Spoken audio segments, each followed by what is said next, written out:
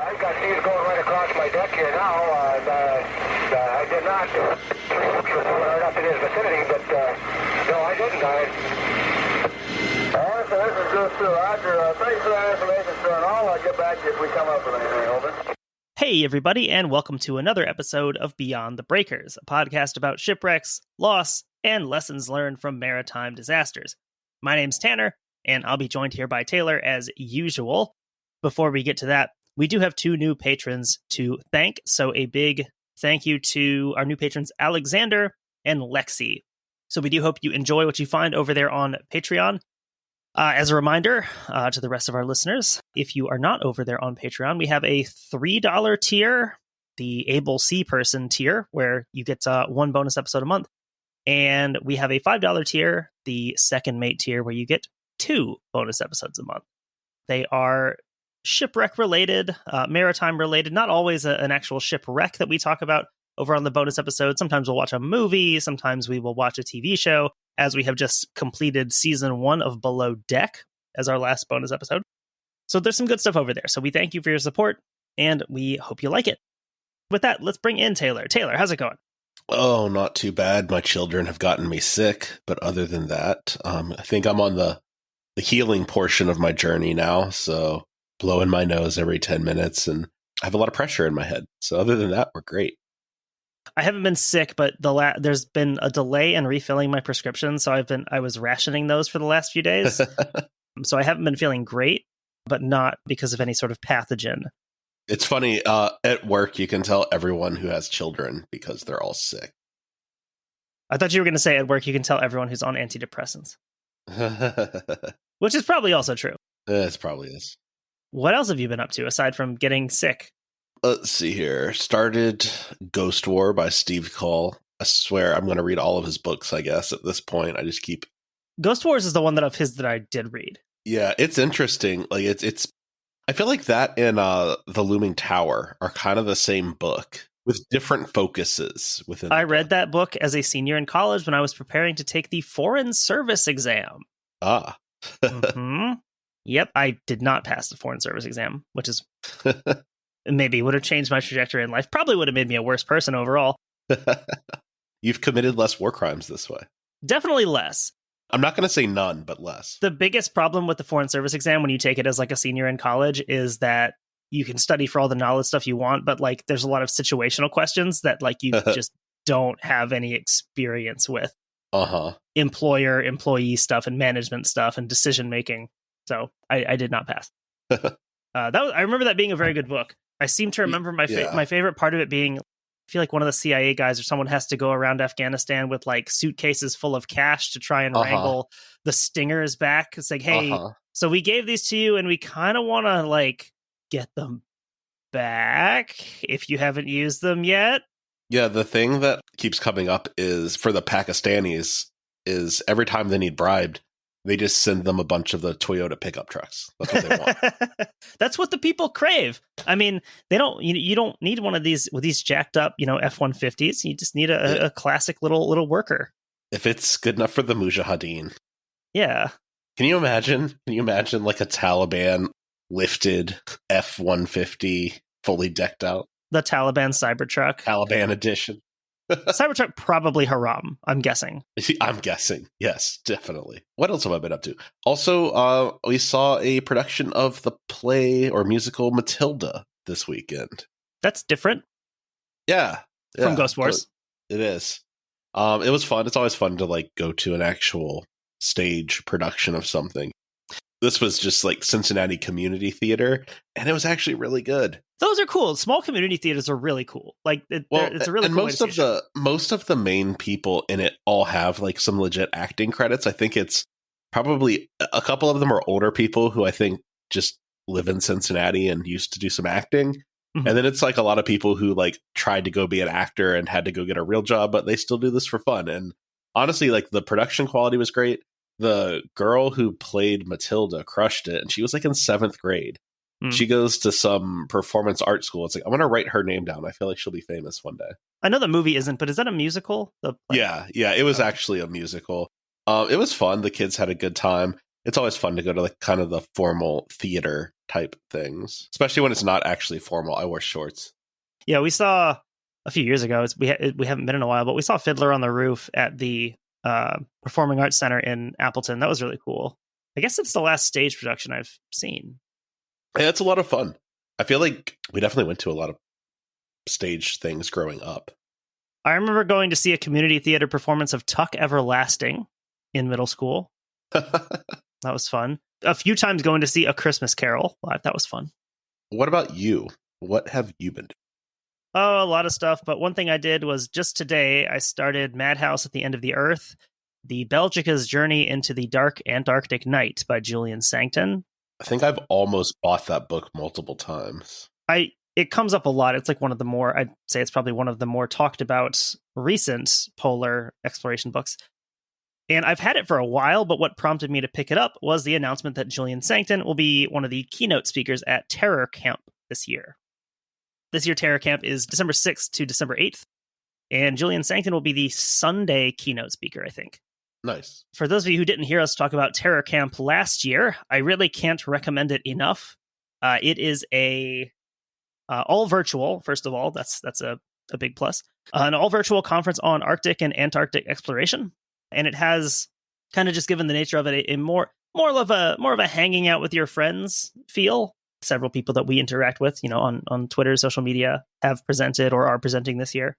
That's not to take away, though, from the quality of these. It is fun, and it is a kind of a less formal conference setting, but there is some truly great research that is being done and presented at Terror Camp. Last time was my first time attending last year. I was absolutely blown away by the quality of it, the thoroughness and the level of research that was going into these things. And you really do see why that community of, not just terror enthusiasts themselves, but Arctic exploration as a whole has such an oddly cool and very devoted fan base. And that is sort of the culmination of that, like the Super Bowl of that. It's a very cool experience. I highly recommend it. And best part about it is, if you want, you can attend for free. That is cool. That's cool that it's accessible. It is. It's very accessible and free to attend. This year, they have introduced a pay what you can option if you just like to support the conference. There's also a $30 supporter tier. I think I did one of those. It was a while ago. I registered as soon as it was announced. There's also you have an option to sponsor panels, keynotes, etc. So more of a flexible option there. But again, if you don't want to or cannot pay to attend, you don't have to, and you can access all the main sessions for free, which is really cool. So be sure to mark your calendars for December 6th to 8th. The bulk of these sessions are on that Saturday and Sunday, and we'll put a link to the Terror Camp homepage in the show notes for this episode. We have not been paid or sponsored by Terror Camp to say any of this. We just think it's really, really cool and really, really recommend it for anyone. If you've got nothing to do, or hey, even if you do have something to do that's less important than Terror Camp, you should be at Terror Camp from December 6th to December 8th. One last thing here in terms of housekeeping is we did want to talk about something we talked about on the recent bonus that we did. So patrons maybe have already heard. We want to establish a consistent recording schedule that reflects the realistic output that we can manage while also maintaining a level of quality in the research and recording of these things. For a long time, when we started the show, we were doing one a week with very few exceptions. And I think starting out the show, that was good because, you just want to put stuff out there and get people listening. Obviously, this season, the number of episodes has dropped.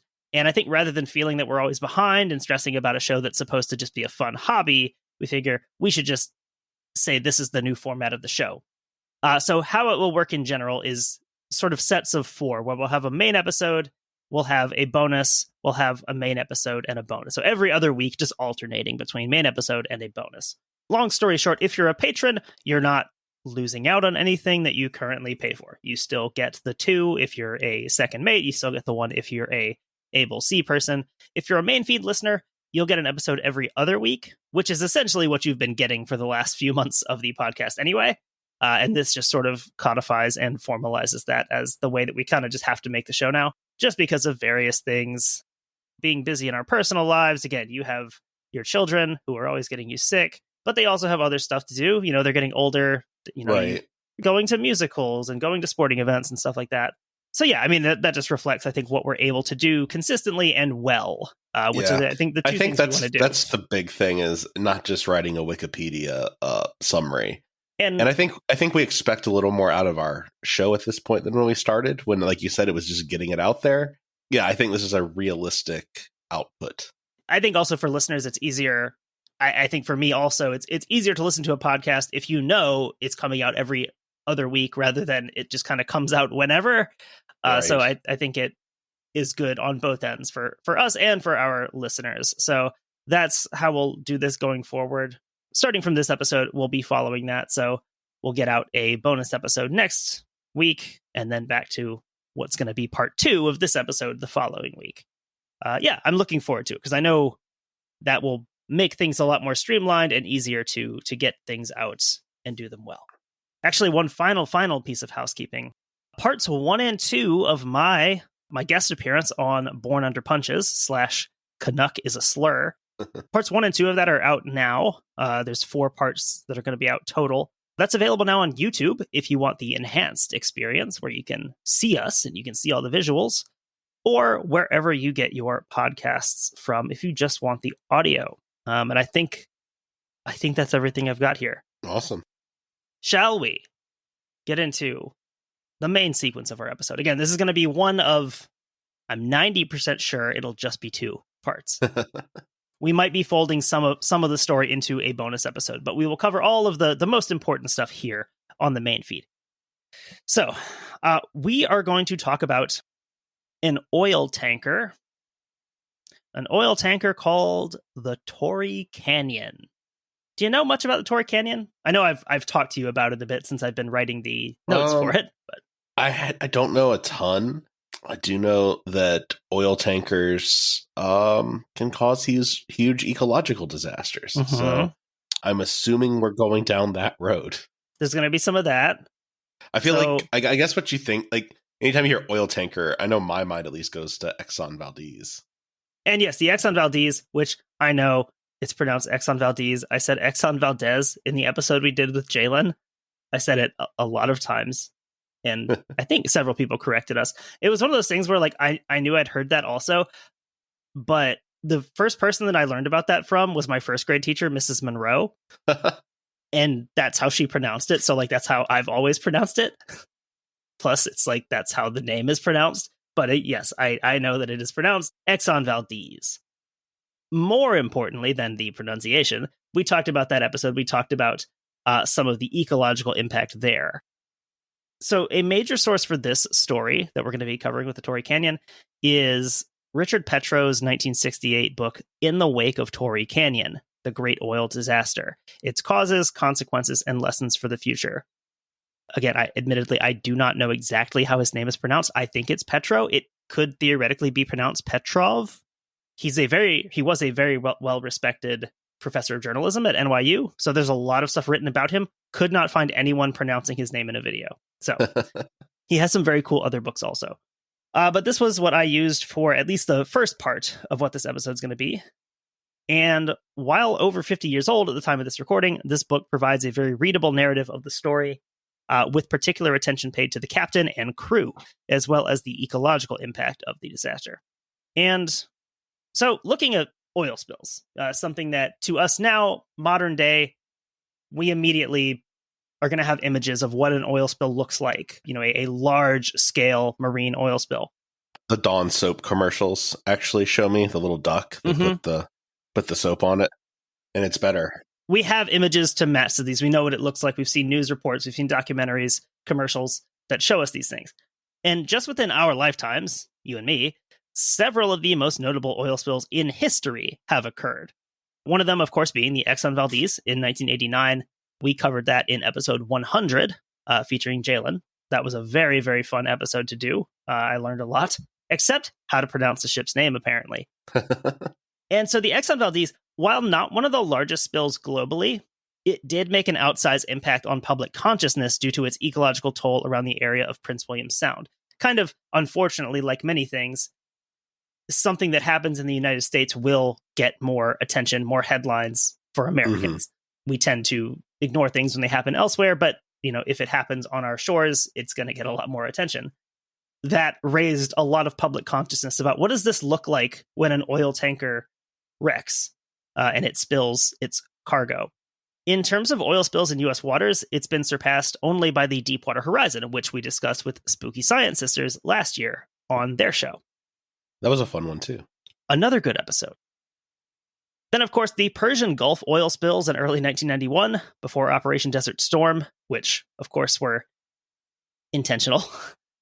This was not an accident, constitute the largest oil spill in history, with at least 4 million barrels of oil entering the waters of the Persian Gulf and having a major ecological impact on the coastline of Saudi Arabia and Kuwait.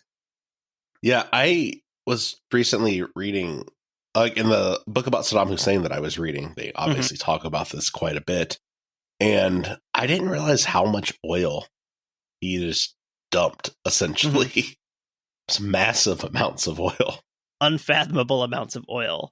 It just kind of highlights how much oil there is over there, in that region, in Kuwait, in Iraq. So let's rewind and imagine, if you will, a world where the idea of a major marine oil spill is, as yet, unheard of. It's a beautiful world, isn't it? Yes. There's absolutely no problems in the world of the 1960s, is there? I can't think of any. I think if Mad Men taught us anything, like the 50s and 60s were a great time. Certainly can't think of any problems. I think it was our voice of our generation, Taylor Swift, that said she wanted to live in like the 1860s or something, but without the racism. Is that what she said? I think it's some sort of lyric similar to that in one of her songs, but I don't want to anger the Swifties because they'll like burn your house down or something. So this is the world where our episode begins. And this is going to be one of the reasons that Torrey Canyon is remembered. Not a great reason to go into the history books, but hey, someone was going to do it. So let's introduce the star of our show, the super tanker Torrey Canyon.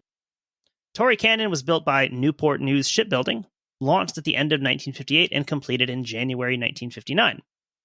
At the time of her launch, she measured 810 feet in length. I can't get this thought out of my head, so I'm going to go ahead and say it.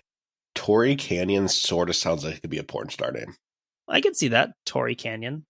Yeah, like just the way it flows. Not even like the words necessarily. It's just the way it flows off the tongue. Torrey with one R and a Y. Yeah, Torrey Canyon. I could see that. Yeah. In 1965, the Torrey Canyon was jumboized, which is why I said that she originally measured 810 feet. The Torrey Canyon was jumboized to a length of 974.5 feet, 125.5 feet in beam, and 69 feet in depth. That's wild. 69-foot draft is crazy. Well, actually coming up here, there's going to be, I'm talking about some of the bigger tankers coming up, and there are some pretty crazy draft numbers when you get into these ultra-sized tankers. Like stuff I've never seen before with any, never even seen something that comes close to these. Torrey Canyon was owned by the Barracuda Tanker Corporation. We won't say much about Barracuda here because there's not much to say. Barracuda Tanker Corporation would be described by an investigator into a later incident as simply, quote, a file drawer in Bermuda. That was from the New York Times in 1977. I love how like ship registrations and ownership things work. Like it literally is just like a piece of paper in a file. This company essentially does not exist, but it does own this tanker or these tankers. That other incidents, which we will talk about at the end of part 2 a little bit, that will be one of the bonus episodes I want to do coming up here, is looking into that because it is also interesting. Oh, also I wanted to point out, if that is how his name is pronounced, Petrow seems like a bizarrely on the nose name for someone who's writing about an oil spill. Yeah, he was born to do this. One of his other books is about the Nazi occupation of Denmark during World War II. Sounds really good. I want to check it out. Huh, that's quite the variance in topics, but I mean... He also has one called, I think it's called Across the Top of Russia. Like a travel thing, I think. Early on in the book, Petrow places Torrey Canyon in the context of the global tanker trade at the time of her wreck in the late 1960s. There are close to 4,000 tankers afloat today, carrying well over 600 million tons of crude oil each year. The figure increases each year and does not include tremendous quantities of refined petroleum products such as petrol and kerosene carried from refineries in so-called clean tankers. Petrow writes here that tankers devoted to carrying crude oil, such as Torrey Canyon, are referred to as dirties, before continuing on to highlight just how appropriate that name is for them. It's just funny to think of kerosene and like those are the clean ones. Yeah. The clean. By intentionally pumping into the sea oily bilge water and dirty ballast from their cargo tanks, tankers are responsible for an awesome contamination of our oceans. It is called operational pollution, and it results from a procedure which many tankermen regard as unchangeable and as inherently right. And so I remember this coming up before when we've talked about oil spills. And while oil tanker and drilling platform accidents grab the headlines, they're more dramatic visuals, something you can really see happening. A lot more oil actually enters the ocean through this operational spillage, this normal routine leaking of oil or pumping out into the ocean just for the needs of the tanker. There have been some laws passed over the decades about restricting this. It still does happen. I mean, it's sort of like you think about going to any gas station that you've ever been to, and like you think about all the little drips and spills that add up over time. Sort of the same idea. Yeah, except like, you know, a little drip coming out of this is like 2 gallons of oil. Right. Although that distinction is still used between different tankers today, clean versus dirty, from the reading I was doing, there is more flexibility in modern tankers with being able to carry different types of petroleum cargo. So you have ships that are more compartmentalized where maybe they can carry both at the same time, or different combinations of things. They can just keep those things much more segregated. Yeah, reading about some of the practices of these tankers in like the 40s and 50s is appalling. Like a tanker unloading oil somewhere, and these things are super unstable when they're empty. So of course they need to take on ballast, but a lot of these things don't have devoted ballast tanks. So they would just fill their oil tanks with seawater until they got to where they needed to go and pump that same water back out into the ocean. That's insane. That was standard practice. We're going back. We're returning to tradition soon. Yes, we're going to deregulate everything now. Once the EPA is fully abolished. The EPA, the Department of Education, so no one can learn about these things. Getting rid of all of it. At the end of the American Empire, amongst the ashes, it will still just be Louis DeJoy running the post office. And that will be the last vestige of the United States. He's eternal. He just can't quite run it into the ground. Like he's trying as hard as he can, but it just won't die. So continuing here in Petrow. What happens to the oil discharged at sea during the cleaning operation is of no concern to many tanker captains, and of little concern to the others. The ocean is vast, tanker captains will explain. The ocean will take care of the oil. I mean, I guess, like, in the sense that, like, the ocean will continue to exist. It's not my problem anymore because it's in the ocean. That is, like, 100%. Like, you see, like, trash in your yard and you just kind of kick it over to your neighbors or let the wind blow it or something like that. That is 100% just be like, not my problem anymore. I mean, it's like the same logic of any sort of like historical site, or like what I've heard about at the petrified forest, like out west, is, you know, you're not supposed to take pieces of it, because if you take a little piece, that's fine. But if everybody does the same thing, no more petrified forest. So kind of the same thing here. If everyone puts, you know, a bucket of oil in the ocean, well, eventually you're going to have a problem. But I think what you're failing to understand is that it's my oil and I need to get rid of it. Like this, it needs to go somewhere now.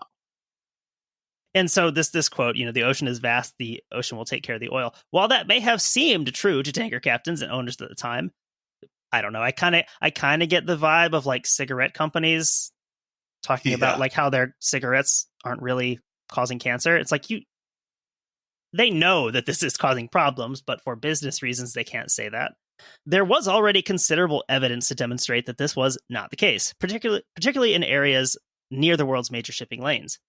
The example presented by Petrow is the coast of Newfoundland in Canada. The coast of Newfoundland is particularly hard hit because the shipping lanes bring the tankers close. One Canadian Wildlife Service official estimates that more than 200,000 seabirds were killed by oil during a 2-year period. Other areas, which border on tanker routes, report almost equally harrowing tales. And so again, that's not due to a catastrophic oil spill, a tanker accident. That is just routine spillage that is happening in these sea lanes. Somewhere on the continuum between purely accidental oil spills and operational leakage is the occasional intentional discharging of oil, usually to lighten a tanker that has run aground. In the book, he mentions a oil spill in Narragansett Bay that kills the oyster population. I could not find what incident this was referring to. I could not find anything about this online. There have been other oil incidents in Narragansett Bay, but it would have been after this book was written. So I don't know what he's referring to, actually. But he does give another example.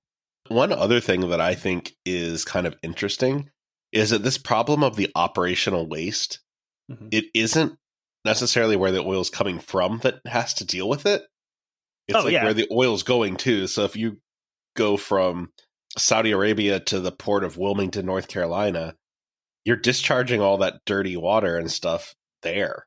It's very interesting. Yeah, those things are sort of kicked on down the line to other people. And I guess not even that. If you deliver in Wilmington and then have to go to Philadelphia, you're dumping that dirty water in Philadelphia. It's very interesting that just isn't thought of as an issue. Yeah, one of the other lines from that same section that I didn't put in the notes, but it was a captain saying basically, talking about pumping out this dirty oil ballast water, saying, well, the harbor masters don't care as long as we don't do it in their harbor.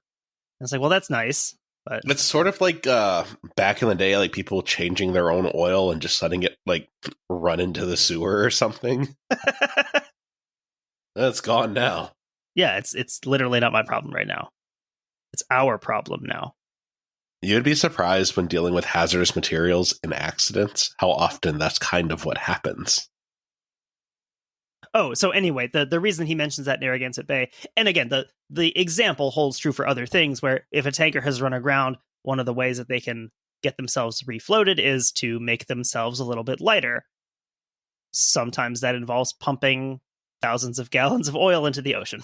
I guess that's not that different than airplanes dumping fuel or something. I think about that all the time whenever I hear this airplane dumped fuel into the ocean. And I always think oh, I feel like that doesn't happen as much anymore now, especially in a non-critical emergency. It's more go ahead and do a racetrack up there and burn some of that off. Since the return of the global tanker trade post World War II, there had been changes to the regulations for discharging oil into the ocean in the form of the 1954 International Convention for the Prevention of the Pollution of the Sea by Oil. Under the treaty, tankers were prohibited from discharging oil at sea, except in certain safe areas of the ocean, 50 miles from shore. In 1962, the convention was amended to prohibit dumping oil closer than 100 miles from shore in certain areas. Discharge into the North Sea and Baltic Sea was completely prohibited. So again, dump it, but just make sure you're far enough away that no one has to see it. This is essentially if a tree falls in the forest and no one sees it, then it's wild. It is funny reading about the history of oil tankers. It's sort of it's almost like the history of them begins in 1946 because you have all these, tankers from the war that now have to get back to the, civilian trade carrying oil around. And you kind of have this big boom again because you can do global business again. There are tankers before that. I mean, there's oil tankers in the late 1800s, early 1900s, but they're obviously nothing like the size that we're going to get in the post-war era. Also, a lot of those are ships that have barrels and things just stacked on their deck. It's very different. So along with the growth of marine regulations on petroleum, Petrow also tracks the developments of the tankers themselves. The average World War II tanker, the famous T2, was 16,600 tons dead weight. By the end of the war, tankers of 24,000 tons dead weight were sailing the seas. Marine engineers called them the largest tankers that would ever be built. They vastly underestimate our desire for oil. By like a factor of 20. Like, that's not even close. They had said the same thing when the 28,000 tonners came into service in 1949. And again, when the 33,000 tonners went into operation in the early 50s. By the early 1960s, tankers had grown to 65,000 tons dead weight, and their growth, far from slowing, seemed to feed on what had gone before. I feel like there's a story here that you can pull from this of it just mirroring like consumption in general. This is just capitalism writ large. I mean, or like a microcosm of it, the idea that it's never going to be satisfied. It's going to continue to grow and consume, and there's no plan for it to come back down. Like, it has to keep getting bigger. We can't make the ship smaller, make the canal bigger. By 1964, 100,000 tonners were common, and there was one 130,000-ton vessel afloat, the Nisha Maru.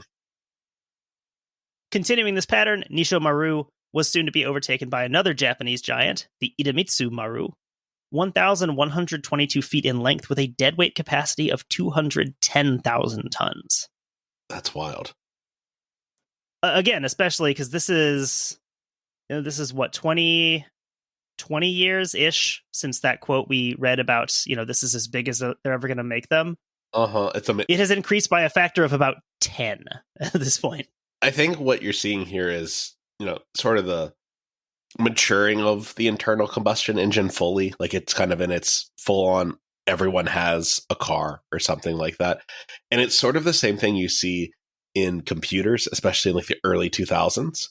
You'll see things where a computer has like a 10 gigabyte hard drive or something like that. And it's like, no one could possibly need more than 10 gigabytes. That's how I feel. Because I remember in computer class in middle school learning about a terabyte. The computer teacher just explained, like, this is just a fantabulous amount of data. Like, no one could ever fill this much. And like, now multi-terabyte hard drives are pretty common. You can buy like a flash drive that holds a terabyte of information. But also, like, a 4K movie would have blown all of our minds back then. So everything we consume just gets bigger and bigger and bigger. We need more. Okay, here we go. Promise that's the last time we'll talk about capitalism. Someone complained in our Instagram replies that they didn't like the show getting political, which is weird because it's always the libs who really complain about that stuff. I was actually going to say something about that to you before the show. I think we've ever had like right-wing people yell at us. It's always, I think they just stop listening. Yeah. Which that's I mean, cool. I respect it. Yeah, that's fine. Go for it. It's not, your message is not going to change anything, but yeah, like, I think it really is always them who want to argue about it. I want to speak to the manager energy sometimes. Go back to your brunch. In March of 1968, Mitsubishi Heavy Industries launched the first of 6 276,000 tonners to be added to the fleet of New York's national bulk carriers. At the time of Petrow's writing, 1968, there was no end in sight to the continued enlargement of oil tankers. Even while work on the 276,000 tonners progressed, the Japanese were trying to sell a 400,000 tonner. The ship would be 1,990 feet long, more than 500 feet longer than the Empire State Building is tall. There are differences of opinion in tanker circles of the next jump upwards. The Japanese are also talking of 500,000-ton tankers. SO is known to be considering 800,000 tonners, but John Kirby, presumably not the press secretary guy. Yeah, not that John Kirby. He would have been maybe like 2 years old at this point. They're both kind of bad, though, so like that's fine. Kind of. This John Kirby, president of Sheail International, thinks these increases are too modest. The benefits of jumping from 300,000 tons to 500,000 would be minimal. Kirby says. We are reaching a plateau. The next increase should be to 1 million tons dead weight. I wish that like Elon had been around for this. Can you imagine how he'd be like, I built a 2 million ton one, and like, but no, you can't see it. I cannot show it to you though. I mean, his cars catch on fire. I can't imagine what would happen to his oil tankers. His oil tanker full of oil. The drive for larger and larger tankers had to do with what else? Profit. I mean, that makes sense. I mean, yeah, like, why else would you make them bigger, right? What if I told you that some of these businesses were only in it for the money? Not oil companies. Did you see today where... Oh, yeah. Welcome to the Resistance, Exxon, by the way. The CEO of ExxonMobil's like, I think we should stay in the, what is it, the Paris Agreement. Yeah. He's like, I think that we should stay in this, actually. So, yeah. What a smart move by him, though, to be like, really, we should stay. But if we leave, that's fine, too. Yeah, I mean, when you've got liberals lining up to congratulate Donald Trump and shake Tom Cotton's hand and congratulate Marco Rubio on the Secretary of State gig, it's nice to see Comrade ExxonMobil. Again, profit. Increased capacity, of course, means big savings for these ship owners. It's more efficient. It's just a lot more efficient. Economies of scale is the tech. You go to the movie theater. Why would you buy the medium popcorn when you could buy the large? Absolutely. Do it every time. Using the example set out by Petrow of a theoretical tanker sailing from Kuwait to the UK in the late 1960s, the savings were notable. The estimate is $3.90 a ton carried by a 50,000-ton vessel using the Suez Canal. $3.50 a ton for a 100,000-tonner, again, using the canal.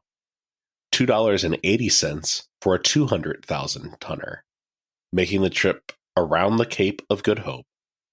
And for a 300,000-tonner, the estimate is $2.25 per ton. Yeah, so I mean, if you're saving, $1.65... That's massive, actually. Per ton, and you're carrying 300,000 tons, that is obviously considerable savings to the company. And like, actually, this does make sense. Like, if you're going to engage in this kind of business, not only is it more environmentally friendly to be more efficient, but it does make more money. Like, I think in this scenario, it does make sense to do this. Bastard! I spent too much time in business school. For the record, the race for bigger and bigger tankers did eventually come to an end, with the largest tanker ever built. I mean, to this point. Who knows what happens in the future? The largest one to this point being the Seawise Giant at just over 1,500 feet in length and a deadweight tonnage of 564,763. Pictures of her are ridiculous. Yeah, She's I'm an looking insane at it now. looking vessel. And I know I'd seen her pictures of her before. Just the dimensions of this ship are insane. It is truly one of those things where it's absurd that this can sail, can float. I think what's crazy is like seeing it by itself. It's like, that's a big ship, but then you see it next to like another large tanker, and it's just so much bigger. I think the craziest thing about the Seawise Giant, as you get these super tankers, a lot of them can't use the Suez Canal. They have to go around the Cape of Good Hope. They can't transit the Panama Canal. Seawise Giant could not transit the English Channel. She was so big. Well, I think that's what's interesting is you kind of end up with this donut hole in the middle here where a ship can be too big to go through the canals, but not profitable enough to go around Africa. Uh-huh. And I think that's what that one guy's getting at is, well, if you're going to make them big, you got to make them really big. Otherwise, you're wasting your time. But that was just absurd. The idea of a ship that's too big to sail through the English Channel. Because pretty crazy. Its draft is too deep to safely navigate it. I had a draft of, what was the draft? It was like 100 feet, I think. That's wild. Oh, no, 80 feet is what it says here. With a depth of 97.77 feet. God, what absolutely ports ridiculous. Could that thing even go in? Yeah, it was probably like offshore unloading and stuff. Oh, the funniest thing about the Seawise Giant. Well, not funny if you were on board, maybe. She sailed from 1979 until she was scrapped in 2010. the end stage of her career, she was just a stationary oil storage container, basically. Kind of like you'd see like the old like freight schooners get turned into barges and stuff on the Great Lakes. Or like, actually, I'll make my comparison after this. She had undergone several name changes and had even suffered a significant war wound in 1988 when she was struck by an Iraqi Exocet missile. Whoops. She was docked off of one of the Iranian islands in the Gulf. Gosh, do you think she even felt it? Well, what's interesting, though, is she gets this damage and then she spends her career mostly stationary. She's a bit like a dreadnought for the Space Marines in Warhammer. You know, an old, venerable person who has done their service, you know, took this big injury and now can still serve the chapter in some capacity. So while the increasingly mammoth size of these tankers was a key factor in lowering costs and growing profits, the other factor was speed.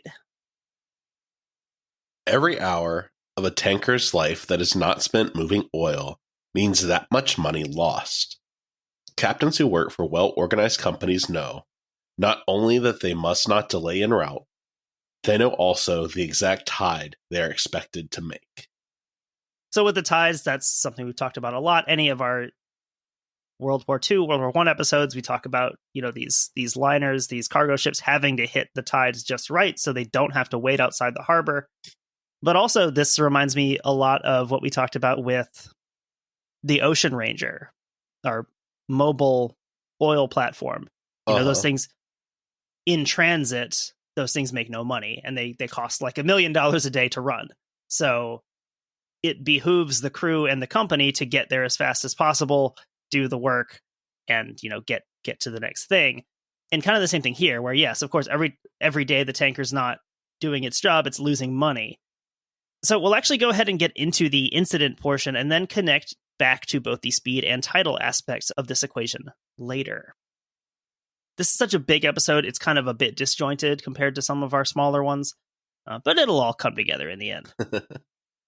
On February 19th, 1967, Torrey Canyon departed the Kuwaiti National Petroleum Company facility at Mina Al Ahmadi, one of Kuwait's major maritime petroleum terminals, loaded with 119,328 tons of Kuwaiti crude oil.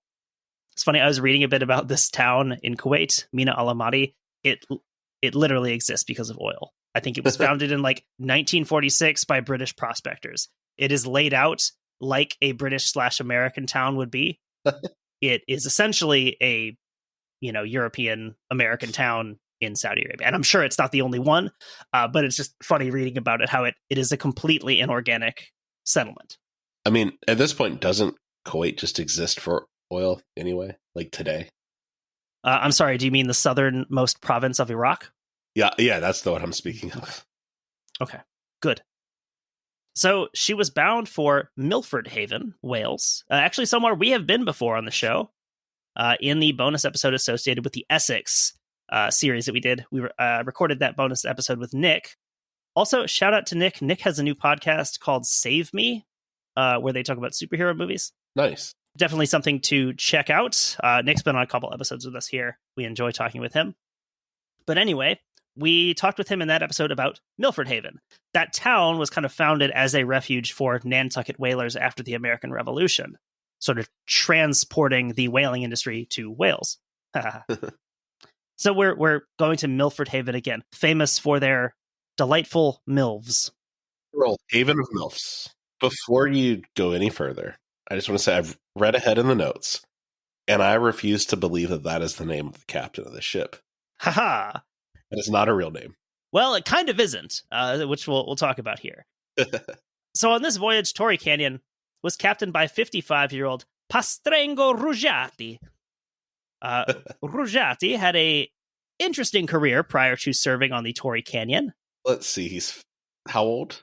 Let's do some 55? math here. This is not a math podcast. I don't know if those exist. They probably do. He's 55 in 1967. 1912-ish. So he's going to be in his 30s, in the 40s in Italy. And you don't just wake up and become a captain of a vessel. So I'm assuming he maybe had some naval experience. This is a bit like someone who is like a colonel in the West German army in like 1951. Uh-huh. So what have you been up to? You did something before this, surely. So that is correct. Serving in serving in Italy's Regia Marina during the mid to late Mussolini years. So let's learn a bit about Captain Rugiati. Pastrengo Rugiati was born on the Italian island of Elba in November 1911. Yeah, that is famous for other reasons. His unique given name, which, again, like, Italian names are fun, but also, like, that's not an Italian name that you've probably ever heard before. His unique given name came from his father, an Italian patriot and carabinieri sergeant, who named his son for the site of a minor Kingdom of Sardinia victory over the forces of the Austrian Empire during the First Italian War of Independence in 1848. It's referred to as a battle in the Petrow book. I looked it up. It is more of a skirmish. That's what it's labeled as on Wikipedia. I mean, I wanted to name one of my kids the Battle of Yellow Tavern, but got overruled. There's a lot of guys involved, thousands of soldiers involved, but there's only like 40 killed in action combined on both sides. So a lot of shooting, maybe not a lot of hitting, it sounds like. But must have been significant to his father as a victory over Austria. As a young man, he graduated from the Italian Naval Institute at Livorno. It's funny because Livorno in English, the name, do you know what it used to be called? What we used to call it in English? What? We used to call it Leghorn. Like Leghorn. So if you see that in old like English language stuff, it's talking about the city of Livorno. Huh. Which is bizarre. That is weird. So he graduates from the Institute at Livorno, at which point he's assigned to serve on the dreadnought Julius Caesar, which we have talked about on, I think, probably the Veribus Unitas episode. Uh-huh. So after serving in the Regia Marina for 2 years, he decided to go into the Merchant Marine, serving as a deck boy on the cargo vessel Fortunesta. I put deck boy in quotes because that's what it said in the book, but it seems strange that that would be your rank if you were like a graduate of the Naval Academy. Yeah, deck boy sounds like you picked up a 13-year-old off the docks and said you go stay in the captain's room now. It probably sounds better in Italian, like ragazzo di barco or something like that. I don't know. So anyway, he's a deck boy. And then came the year 1935. Do you know what Italy was up to in 1935? They were getting up to some stuff in Africa, I believe, weren't they? That's right. The Second Italo-Ethiopian War, sometimes referred to as the Italo-Abyssinian War, which would ultimately lead to the creation of Italian East Africa, combining Ethiopia with Somalia and Eritrea.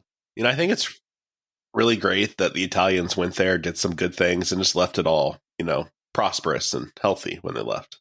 Nation building, all good stuff here. No issues in Somalia and Ethiopia today. So during the war, Rugiati found himself back in the Regia Marina aboard the convoy ship Tambien.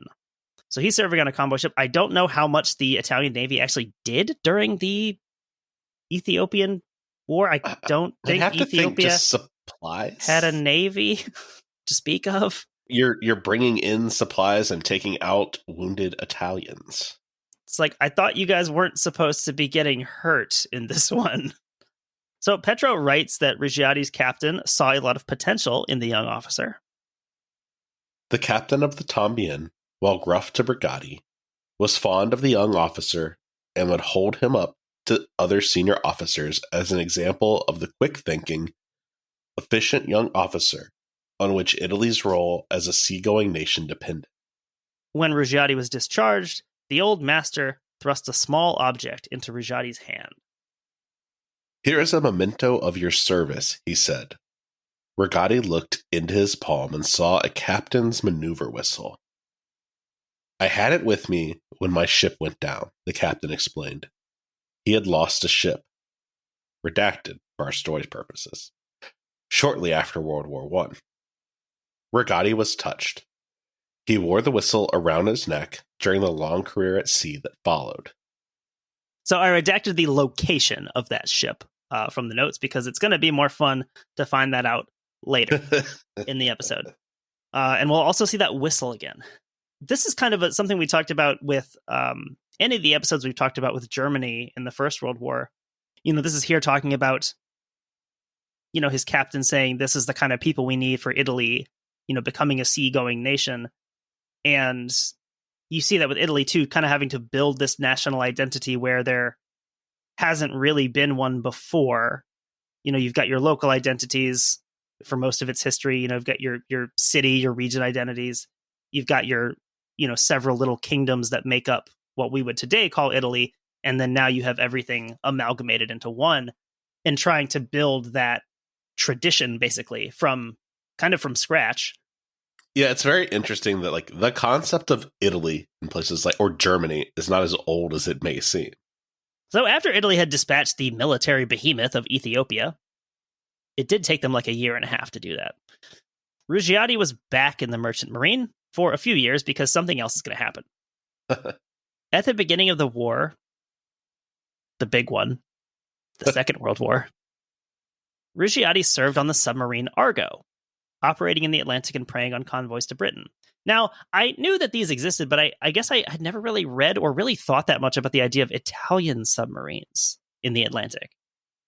Yeah, I hadn't thought about it either. Like, I guess I assumed it existed. It just wasn't very prevalent. And probably not as effective maybe as the German ones, because the Italian ones, they shape like the fucili. He serves on the Argo. He and his crew, his crewmates, I don't think he was the captain. No, he was just serving on it. But this crew must have done something, right? Because Argo is one of only 8 Italian submarines to survive the Battle of the Atlantic. The other 22 were lost. Yeah, I mean, I guess that answers our question. 30 total submarines throughout the course of the battle for the Atlantic is actually a pretty small number. And then looking at the casualty rate, which is it. I know the Germans lost a lot, but that seems higher even than what the Germans were losing. Not a safe job to have. Yeah, I mean, I guess even when someone isn't actively trying to depth charge you, you're in a submarine in the 30s and 40s, and it might just not go well. So as things turned against Italy and that other major Axis power in Europe, Italy famously switched sides in September 1943. I love this. I forget about this part of World War II, but it is pretty funny that Italy's just nah, we're good. Well, it is funny because Italy kind of has this reputation as being a bit of a pushover, and then when the war starts going bad, it's we switch sides. Which I feel like France wears that reputation, but really France took it on the chin in 2 world wars. France does so much of the heavy lifting in World War One, that I think people don't appreciate in the modern era. I think, sadly, a lot of Americans are still poisoned by the post 9/11 Freedom Fries era when they think of France, not as the military giant that it's been for most of its modern history. Listen, we just really wanted to invade Iraq, okay? But again, not so. Italy really does not really have this reputation. They're a loving people, not a fighting people. So they switch sides. The Germans also famously not stoked by this. Many Italian servicemen found themselves suddenly prisoners of the Nazis that they had so recently been allied with. That had to be awkward. It's been a while since I've read it, but I feel like that plays a role in Catch-22. I feel like there's some parts that deal with that. Them having these newly allied Italian pilots. I could be making that up, though. Rugiati's vessel, the destroyer Impavido, which means fearless in Italian. Wow, so the Taylor Swift album. Solid name for a destroyer. Was detained on his home island of Elba. And he would spend the rest of the war in a POW camp. Now, I had some confusions here. The book says that this was Stalag 13D in Biała Podlaska, Poland. The only Stalag 13D I could find was in Nuremberg, in Germany. Uh-huh. So if this is in fact in Poland, this may be Stalag 307. 307 was in Poland, and from what I could see, it definitely did house Italian POWs. So regardless of where, in Poland or in Germany, he ends the war in a POW camp. These are not the same as, the more famous concentration and death camps. Conditions still not great. A lot of people still died in these due to the conditions, due to starvation, due to disease. So by no means a cushy way to end the war. But after the war, he goes back into the merchant marine, this time for good, and this time as a captain. His first stint as a ship's master came on the cargo vessel Italo Marsano. So zipping through the rest of his commands here, the Guiba, which sounds like a slur. It definitely does. Like an Italian slur for something, maybe? It's so close to slurs that already exist. I don't like it. Described as a banana boat running between Somalia and Italy, the tanker Golfo di Castellamare, with a deadweight tonnage of 7,000 tons, and transporting not petroleum, but liquefied animal fat.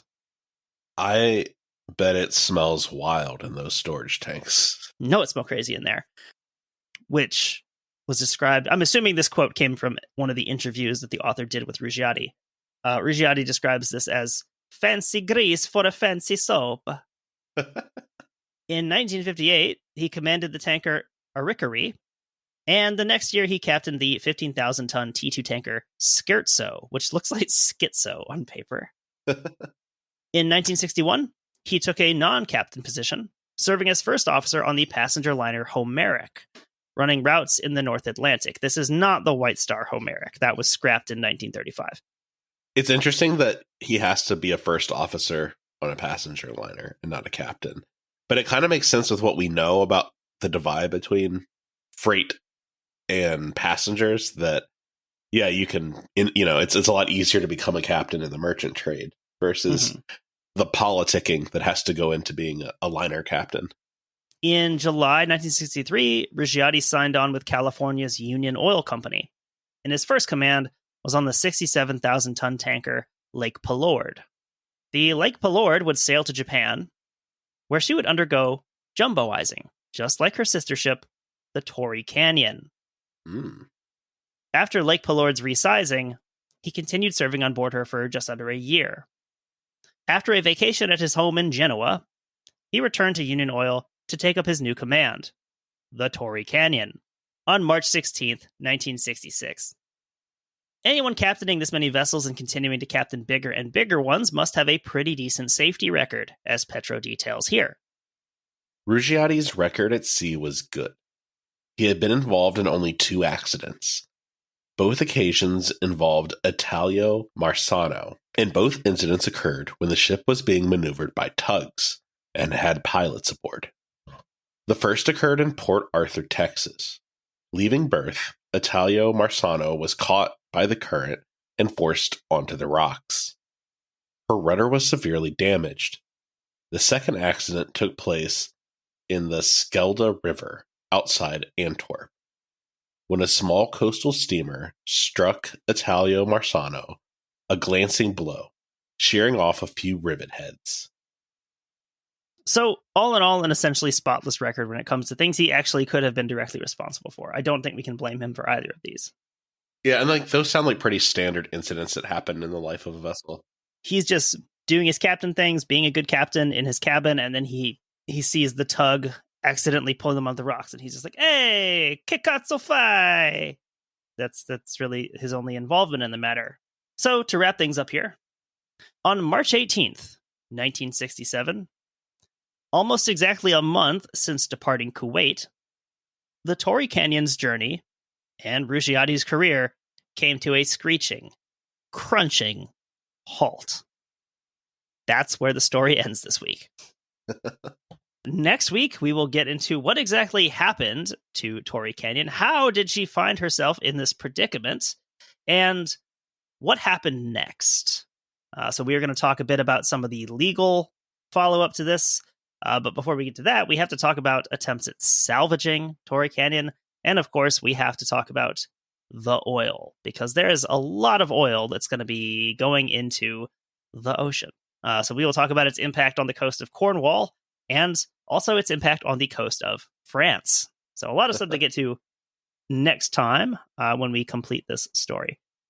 Any final thoughts with part 1? I guess the big thing is, imagine telling your life story and you get to the part where you're a captain in the fascist Italian Navy. And you're like, but that's not really the worst thing I did. There's worse things to come. Yeah, fighting with the Nazis, not actually the worst thing I did in terms of impact on the world. Because, the Italians didn't really do much for the Nazis, honestly. arguably more of an assistance to the Allies. Like, kind of like a weight around Germany's ankles in a way. So, like, thanks Italy, I guess. All right. So with that, with our round of congratulations and thank yous to fascist Italy, we will end that episode here, and we'll be back with another one for you in 2 weeks. Take care.